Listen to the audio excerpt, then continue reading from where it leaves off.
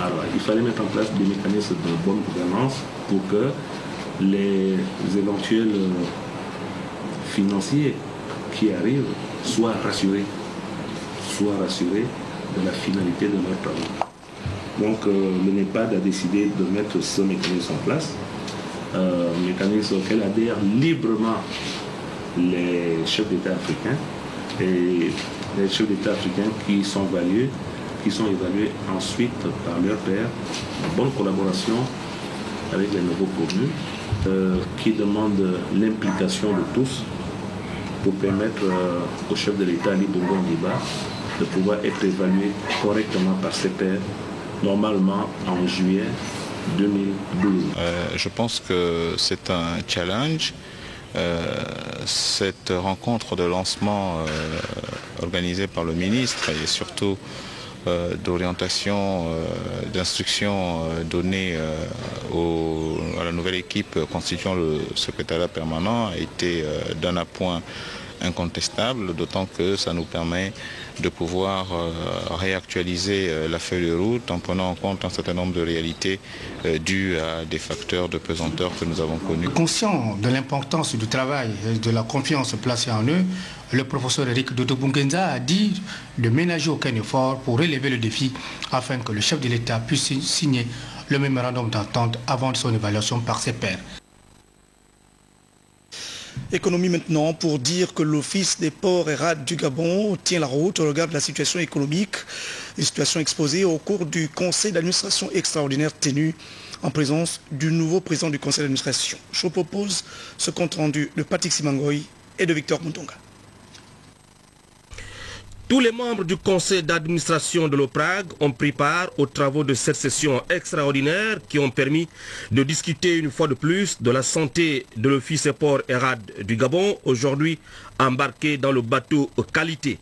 L'Office se porte bien grâce à une rigueur dans la gestion impulsée par la nouvelle direction générale.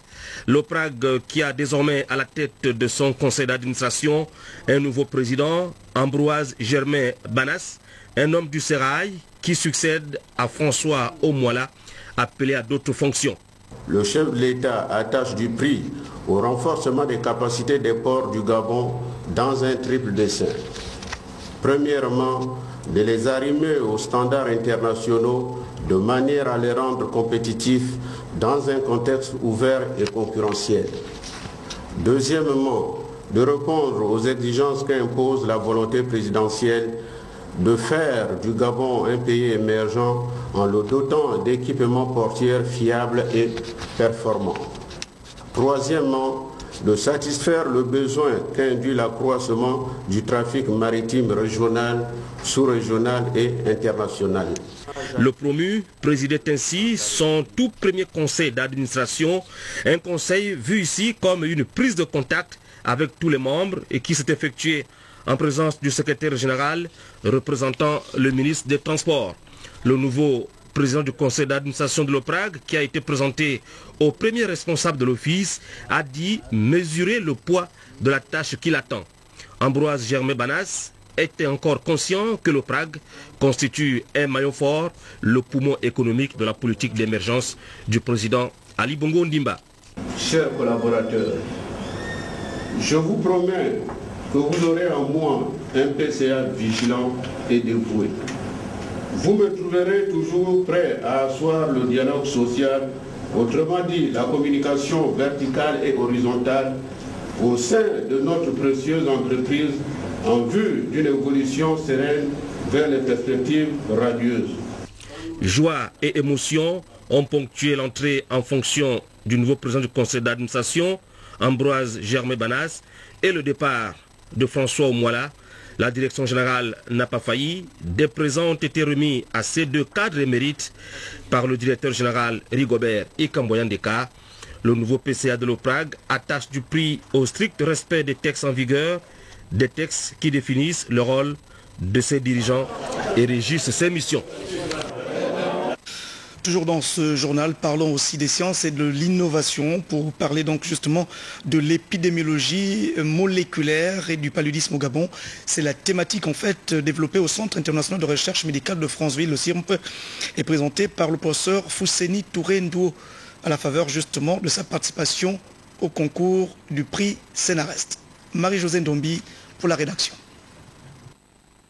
La filariose de type Loa-Loa, maladie purement africaine, et le paludisme ont constitué les sources de motivation du professeur Fousseni Touré Ndouo du CIONF, qui a travaillé spécifiquement sur l'épidémiologie moléculaire, dont l'objectif est de comprendre les manifestations du neuropaludisme chez les personnes non immunisées, c'est-à-dire les touristes et les enfants des 0 à 5 ans. Cela voudrait dire qu'un enfant de 0 à 5 ans qui rencontre un isolat de phénotype pâle, cet enfant peut potentiellement faire le neuropaludisme. Par contre, si ce même isolat infectait un adulte, l'adulte ne fera peut-être que le paludisme simple.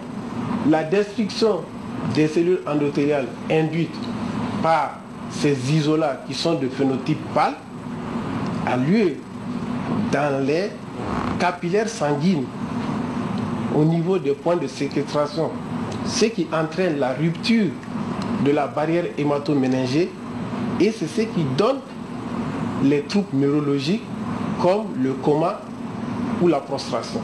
Des résultats publiés dans les revues scientifiques, 10 pour la loase et 15 pour le paludisme, qui suscitent aujourd'hui un réel espoir. Avant nos travaux, on ne connaissait pas grand-chose. Mais après ces travaux, nous avons identifié des antigènes parasitaires appelés PAL qui sont impliqués dans la destruction des cellules endothéliales au niveau du cerveau et au niveau des poumons. Fort heureusement, ces antigènes ne sont pas exprimés par tous les isolats plasmodiaux. Sur la Loise, nous avons été les premiers à développer un outil de diagnostic moléculaire basé sur l'amplification du gène qui code pour la 15 kg d'alcool, la polyprotéine allergénique de Loa-Loa. C'est cette polyprotéine qui fait que les gens qui ont la filaire Loa-Loa se grattent beaucoup. Un outil de diagnostic validé et utilisé lors des enquêtes épidémiologiques réalisées de 2008 à 2010 dans les provinces du Haut-Togo et du Logou-Lolo, auxquels doivent s'ajouter les outils de prévention et de traitement qui permettront de mesurer les indicateurs d'impact du programme indispensable pour l'autorité sanitaire en vue d'une meilleure stratégie de lutte contre le paludisme et la filariose de type Loa-Loa au Gabon.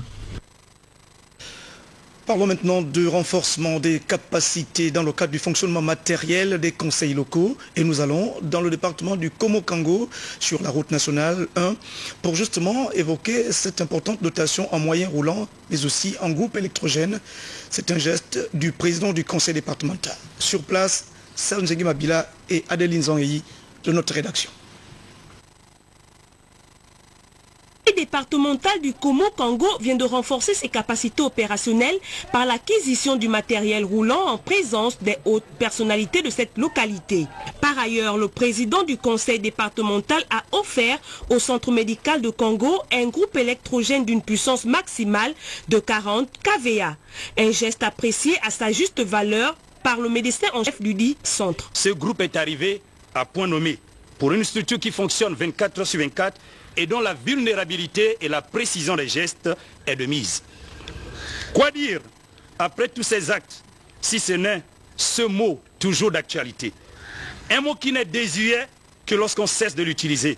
Ce mot, vous en doutez, c'est merci, Abora, Diboti, Akewa, Levelewe. Au nom du PDG, c'est à ce titre que votre serviteur ici présent a jugé utile de penser aux populations de Kango, en offrant en ce jour au centre médical local ce groupe électrogène d'une puissance maximale de 40 kVA, venant en appoint en cas de rupture accidentelle d'électricité conventionnelle. Il faut signaler que ce modeste présent, quoique offert par le président du conseil départemental, militant actif du PDG, n'appartient ni à un clan, encore moins à un parti politique, mais plutôt à tous les habitants de Congo. Reste donc à ces derniers d'en faire bon usage.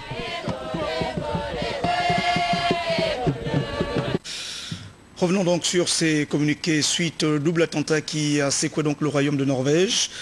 Le président de la République gabonaise, son Excellence Ali Bongo Ondimba, à Sa Majesté le roi de Norvège. Majesté, je viens d'apprendre avec effroi et tristesse le double attentat qui vient d'endeuiller le peuple ami de Norvège en ce jour qui marquera sans doute à jamais d'une trace indélébile la mémoire collective de votre vaillant peuple épris de paix. Je tiens à vous exprimer toute ma sincère sympathie à laquelle l'ensemble du peuple gabonais unanime s'associe. Veuillez agréer, veuillez croire, Majesté, en l'expression de ma sincère affliction et de ma profonde tristesse. Signé le président de la République gabonaise, son Excellence Ali Bongo Ondimba. Un autre message de condoléances, cette fois adressé au Premier ministre du Royaume de Norvège, toujours, Monsieur le Président de la République gabonaise, chef de l'État, son Excellence Ali Bongo Ondimba, à Monsieur le Premier ministre de Norvège. Le terrible deuil qui a frappé le Royaume de Norvège à la suite du double attentat terroriste du 21 juillet 2011 me donne la douloureuse opportunité de vous envoyer ainsi qu'à tout le peuple de Norvège mes plus sincères condoléances. Le peuple gabonais qui s'associe à ce message et moi-même adressons à toutes les familles des victimes, et notamment à celles de vos collaborateurs endeuillés, toute notre sincère compassion et nous nous associons à leurs prières en ce moment de désarroi profond. Veuillez croire, Monsieur le Premier ministre, en nos sentiments de profonde tristesse et de condoléances attristées. Le message de son Excellence Madame Sylvia Bongo Ondimba, épouse du président de la République gabonaise, chef de l'État. Majesté, je viens d'apprendre avec émotion le terrible drame qui vient d'endeuiller de nombreuses familles en Norvège. En cette douloureuse épreuve qui nous émeut profondément, je voudrais vous dire la part immense de tristesse et de chagrin qui m'habite en ce jour noir pour l'ensemble du royaume de Norvège. Soyez assurés de mon entière solidarité à laquelle, dans mes prières, je ne manquerai pas de joindre l'ensemble des familles si brutalement éprouvées. Veuillez agréer, Majesté, en l'assurance de ma haute considération, signée Sylvia Bongo Ondimba, Première Dame du Gabon. Et puis, celui donc du Premier ministre chef du gouvernement du Gabon, M. Paul Biya, à M. le Premier ministre du Royaume de Norvège. Monsieur le Premier ministre, l'attentat qui vient d'endeuiller votre pays et qui a provoqué la perte de plusieurs dizaines de vies humaines suscite émoi et consternation. Le gouvernement le condamne de la façon la plus ferme. En ces circonstances douloureuses, je tiens à vous exprimer mes plus vives condoléances ainsi que le soutien et la solidarité du Gabon, de son chef de l'État, son Excellence Ali Bongo Ondimba, de son gouvernement et de son peuple. Je serai gré de bien vouloir transmettre cette compassion au peuple norvégien et plus particulièrement auprès des familles des victimes si durement éprouvées. Je vous prie d'agréer, Monsieur le Premier ministre, l'expression de ma haute considération et de ma grande sympathie signée Paul Biya, Premier ministre du Gabon. Revenons dans le journal donc pour parler cette fois politique avec le troisième rendez-vous. Il s'agit en fait du conseil communal du 3e arrondissement du Rassemblement pour le Gabon, le parti de Paul Mbabessol, qui d'ailleurs a personnellement pris part aux travaux. Était sur place pour la rédaction Prosper Bemba et Joseph Biogué. Quête du premier siège du 3e arrondissement de Libreville. Des stratégies idoines sont ficelées au fil des jours, à l'image de cette première assemblée générale ordinaire de la délégation RPG de cette circonscription politique. Le but de la cérémonie de cet après-midi était dû tout seulement à la première assemblée générale ordinaire de la délégation du premier siège. Il était question pour nous, n'est-ce pas, de nous regrouper pour nous la mobilisation et la sensibilisation de nos militants et militantes et également capable de pouvoir, pour notre confirmation, vous savez très bien que l'échéance des élections pour notre pays, en particulier les élections législatives. Donc, question pour nous d'aborder tous ces sujets, Assemblée générale, notre bilan, nous pourrons le confirmer positif. Et ce bilan nous amène effectivement à redoubler un peu plus d'efforts pour le bien-être de nos militants de notre siège. Les objectifs visés par cette assemblée générale sont multiples. Entre autres, asseoir les structures du RPG afin de remporter en toute transparence les futures échéances électorales au premier siège du 3e arrondissement de Libreville. Nous allons